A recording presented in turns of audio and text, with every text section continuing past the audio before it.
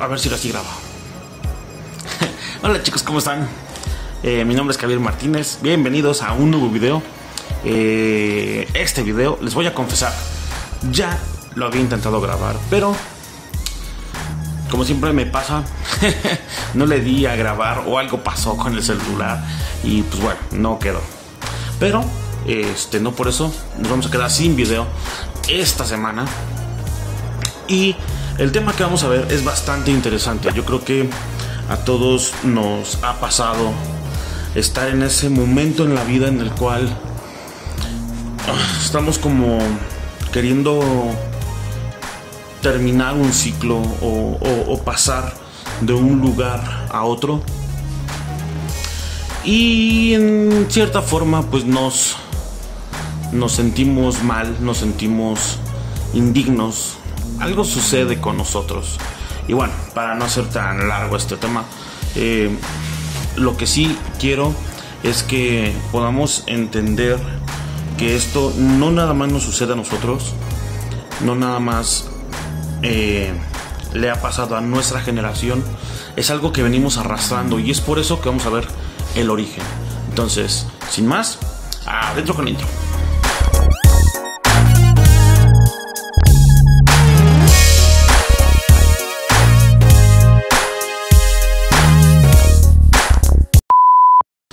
Ok, vamos a ver el tema completo.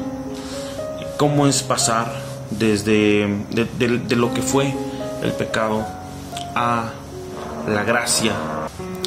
Y pues bueno, simple y sencillamente vamos a empezar por la tentación.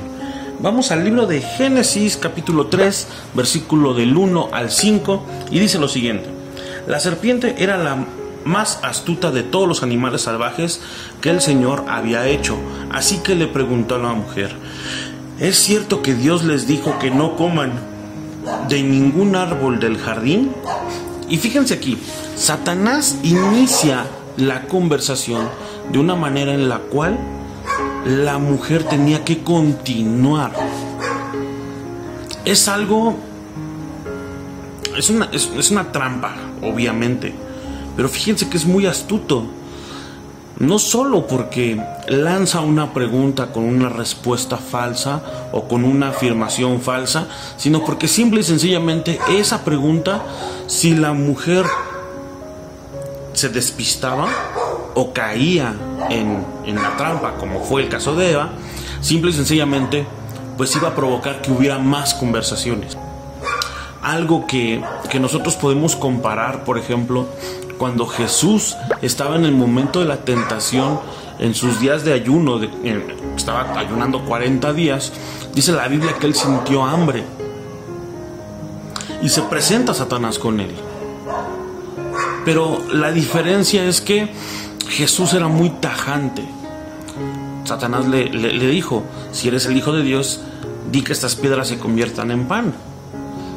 Entonces, lejos de seguir la conversación, Jesús cortaba la plática, diciéndole: no solo de pan vivirá el hombre, sino de toda palabra que sale de la boca de Dios. Entonces, al no tener una respuesta a Satanás o cómo continuar la conversación, tuvo que seguir a una segunda pregunta o a un segundo intento de conversación. Y vamos a ver por qué es importante esto. Porque simple y sencillamente eso es lo que puede propiciar el avance del enemigo. Entonces Satanás tiene que volver con Jesús y decirle: oye, pues lánzate de aquí. Y la Biblia dice que Él mandará a sus ángeles para que ni siquiera tu pie tropiece en piedra. Y Jesús le contesta: no tentarás al Señor tu Dios. Y es tajante otra vez. Entonces Satanás va por todo su arsenal y le dice: si te postras y me adoras, te daré todos los reinos. Era algo cierto. Incluso Jesús reconoce que Satanás es el príncipe de este mundo, que se le han entregado los reinos de este mundo. Pero entonces Jesús vuelve a ser tajante y le dice: está escrito, al Señor tu Dios servirás y a Él solo adorarás. Entonces Jesús era muy tajante en no permitir que la conversación se fuera alargando, cosa que no sucedió con Eva. Vamos a ver cómo continúa. Y la mujer le respondió: podemos comer los frutos de los árboles del jardín, pero Dios nos dijo: no deben comer frutos del árbol que está en medio del jardín, ni siquiera tocarlo, porque si lo hacen, morirán. Entonces, al tener la atención de la mujer, Satanás puede dejar su veneno.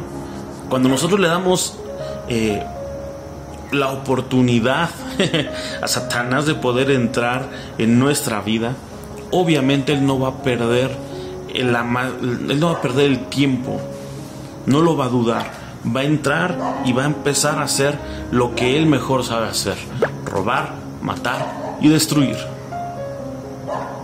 Es por eso que debemos ser tajantes al momento de tener la tentación. Sé que puede ser difícil, pero también sé que con la ayuda de Dios se puede lograr. Entonces, fíjense lo que continúa. Y es aquí el veneno que deja Satanás. Entonces la serpiente le dijo a la mujer: con seguridad no morirán. Incluso Dios sabe que cuando ustedes coman de ese árbol, comprenderán todo mejor. Serán como dioses, porque podrán diferenciar entre el bien y el mal.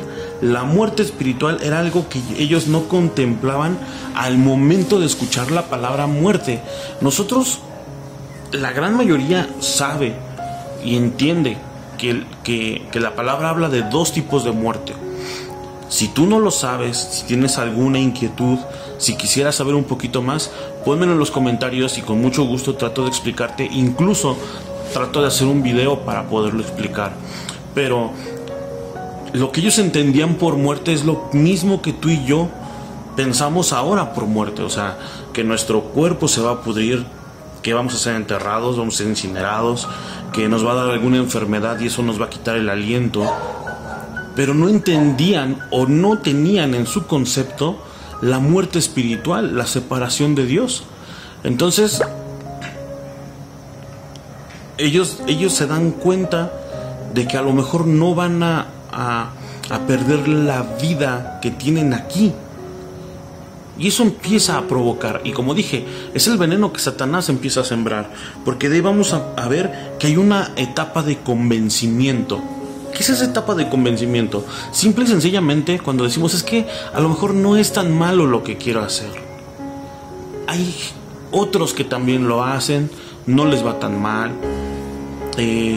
A lo mejor puedo hacer lo mismo que hace otro y pues no veo que le traiga ninguna consecuencia, no veo que sea infeliz, porque a veces caemos también en ese error, pensar que la felicidad o la prosperidad, o mejor dicho, la riqueza puede ser un símbolo de que nosotros estamos haciendo bien las cosas, y no es necesariamente cierto. Vamos a hablar también de eso en un próximo video, ya lo estoy planeando para poderlo revisar. Pero, o sea, sí puede ser un proceso de convencimiento en el que nosotros entremos para poder empezar a hacer lo que no está bien, para empezar a cometer los pecados que pensamos que hoy en día están mal y que más adelante van a cicatrizar nuestro corazón y no va a ser indiferente si los hacemos o no. Fíjense por qué lo digo. Dice Génesis 3:6: la mujer contempló el árbol y se convenció de que su fruto era bueno para comer. Además, lo vio muy hermoso y pensó que era su oportunidad para conseguir la sabiduría. Fíjense lo primero: contempló el árbol. O sea, ese proceso de convencimiento. Bueno, es que el árbol se ve bonito, el fruto está grande, se ve carnoso, se ve jugoso y es atractivo. Y se empezó a convencer de que el fruto era bueno para comer. Pues que a lo mejor si me lo como no pasa nada, voy a aprender cosas, voy a entender otras cosas que ahorita no entiendo. Y es a lo que yo me refería. Bueno, pues a lo mejor si me robo una lanita, pues ya voy a poder salir del compromiso que tengo, voy a poder comprar cosas, voy a poder comprar el alimento que necesito en mi casa, la despensa, los pasajes, aguantar al fin de la quincena, aguantar al fin de mes, hacer el pago que necesito hacer, comprarle pañales a los niños. y nos empezamos a convencer de que eso malo a lo mejor no lo es tanto. Bueno, pues yo veo que aquel pues miente, roba, mata, defrauda, corrompe y le va bien. Tiene una casota, tiene un carrote, nadie le dice nada. Hoy en día, por ejemplo, todo el mundo se quiere dedicar al narco porque supuestamente nadie les hace nada. Pero no sabemos las vidas que tienen esas personas, cómo son perseguidos, cómo son masacrados. Muchos años en México, por lo menos, pudimos ver cómo a pesar de que la justicia, policía, no hacía nada, entre ellos se morían de una forma horrorosa, sangrienta, horrible. Pero hay un proceso de convencimiento. Hay un proceso de querer hacernos entender, como decimos mucho, hacernos un coco wash de que lo que está mal puede que no esté tan mal, o peor aún, que esté realmente bien. Pero entonces viene el momento de pecar y sucede una parte de arrepentimiento. Génesis 3, 8 al 10 dice: en medio de un ventarrón retumbaba la voz del Señor Dios, que caminaba por el jardín. Entonces, al oírlo, el hombre y la mujer se escondieron del Señor entre los árboles del jardín. Dios llamó al hombre y le dijo: ¿dónde estás? El hombre le respondió: escuché que andabas por el jardín y me asusté porque estaba desnudo. Entonces me escondí. Nosotros sabemos perfectamente cuando obramos mal. Incluso nos flagelamos. A lo mejor no físicamente, pero sí de una manera mental, de una manera emocional. Nos afligimos, nos autocastigamos. Y eso lo he visto muchas veces cuando de repente alguien comete un pecado en la iglesia y lo primero que hace es apartarse. No, ya no voy a ir porque le fallé a Dios, entonces voy a ponerme primero a cuentas con Él. Y es lo más tonto que he escuchado. Yo lo repito y lo recalco, lo he dicho en muchos videos, pero de verdad es que es algo que no lo puedo entender. Claro, entiendo el sentimiento porque a mí me ha pasado. Entiendo ese sentimiento de haber cometido un pecado y decir: no manches, ¿cómo puede ser posible que lo haya vuelto a hacer? ¿O cómo es posible que yo sepa que está mal y lo hice? Y dices: no creo que Dios quiera verme. Pero en este pasaje podemos darnos cuenta que es Dios el que baja. O sea, dice el versículo 8: en medio del ventarrón retumbaba la voz del Señor, que caminaba por el jardín. Y dice más adelante: el Señor Dios llamó al hombre y le dijo: ¿dónde estás? O sea, no es el hombre el que está buscando a Dios, es Dios el que siempre nos está buscando. Y nosotros somos los que nos escondemos por nuestro cargo de conciencia, porque entendemos que lo que hicimos estaba mal. Y es ahí cuando viene algo muy, muy, muy especial y algo maravilloso, porque viene la confrontación.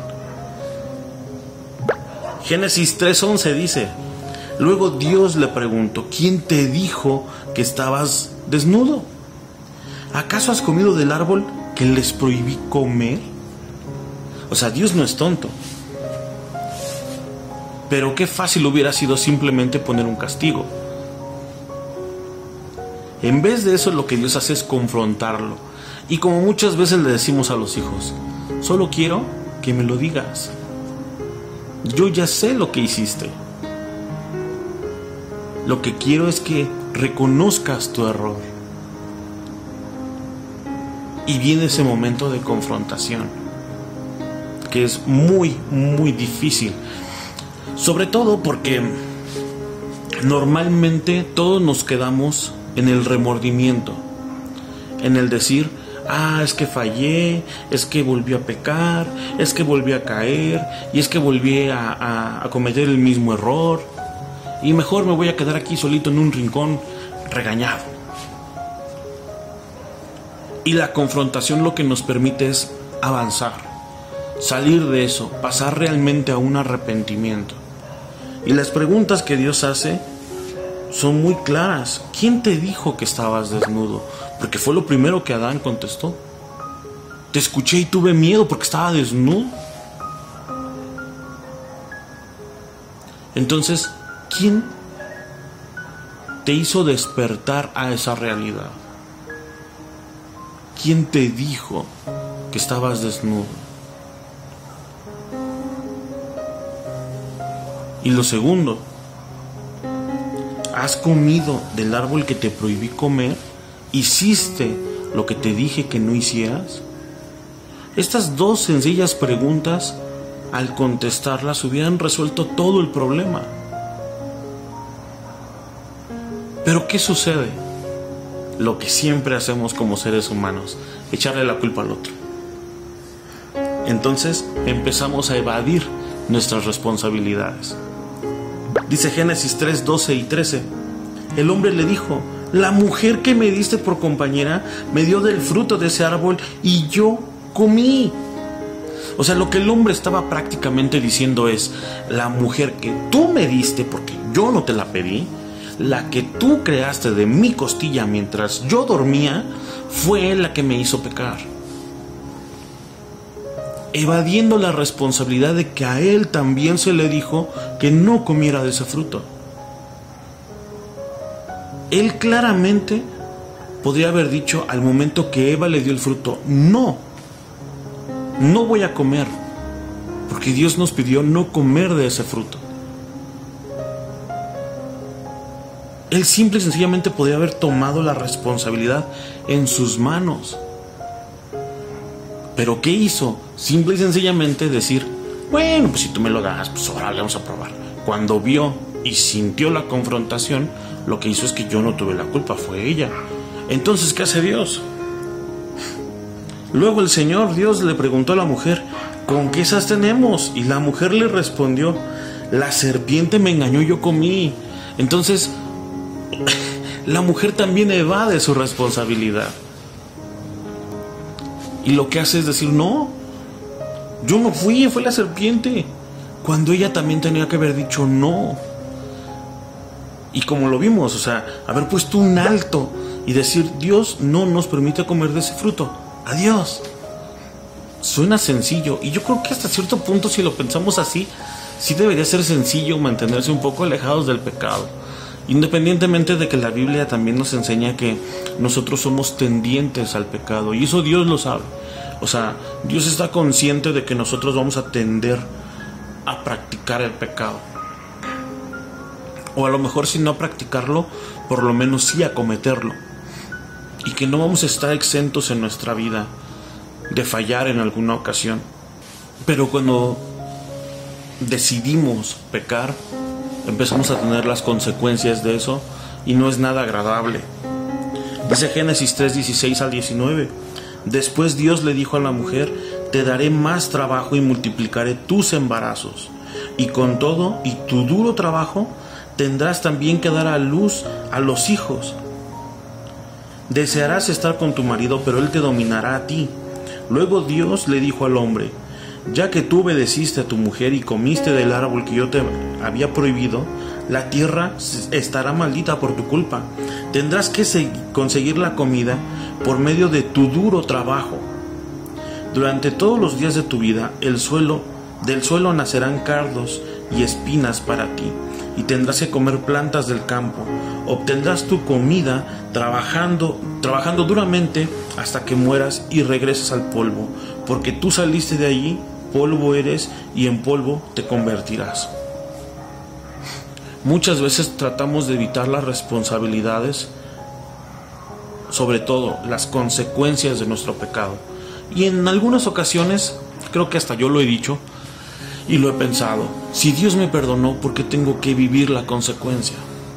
Un ejemplo muy sencillo y lamentablemente muy común es cuando una pareja o una persona está viviendo en adulterio o fornicación. Todos sabemos que las consecuencias de una relación sexual puede ser un bebé.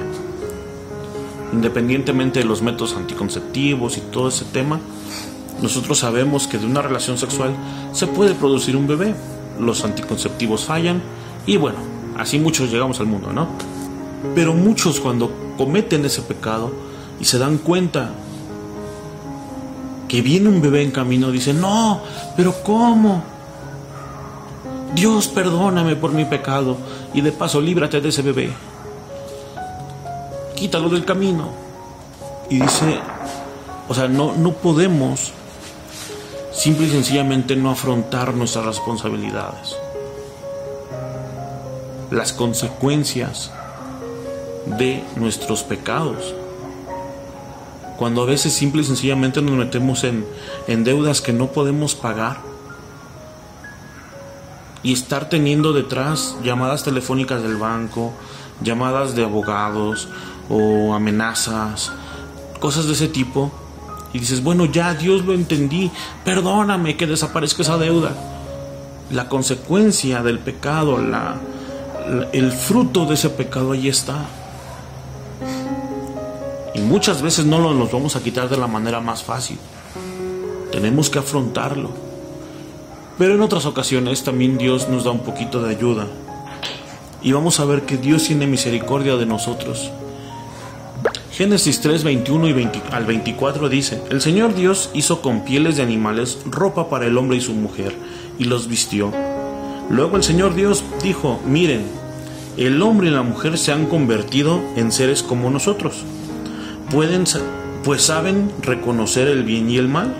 Ahora tienen a su alcance los frutos del árbol de la vida para comerlos y vivir para siempre. Entonces el Señor Dios los sacó del jardín del Edén a trabajar la tierra, de la cual el ser humano estaba hecho. Los expulsó y luego puso al oriente del jardín de Edén algunos querubines y una espada en llamas que giraba para cerrar el camino de regreso al árbol de la vida. La primera misericordia, y todos la sabemos: el hacer con pieles de animales ropa para el hombre y para la mujer. Es algo que implica un sacrificio, el que muera un animal para tapar los pecados del hombre. Pero lo segundo, que no consideramos como una misericordia, cuando en realidad lo es, y una bastante grande, es el hecho de que Dios haya sacado del Edén al hombre y a la mujer. ¿Esto por qué? Y lo dice muy claro el pasaje: ahí mismo está el árbol de la vida. Si ahora comen ellos, pues vivirán eternamente, nunca pasarán a la siguiente etapa que les corresponde, que es después de esta muerte, después de esta vida, para poder estar eternamente con Él. Se quedarán siempre en el pecado. Entonces, ¿qué es lo que Dios hace? Primero, sacarlos del Edén, para que no tengan acceso a ese árbol y tengan que vivir para siempre con la maldición. Segundo, cerrar el paso, cerrar el camino, por si en algún momento les da la tentación de querer regresar, bueno, se den cuenta que no va a haber un regreso a ese lugar.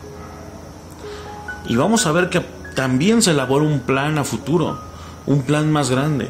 Pero vamos a continuar.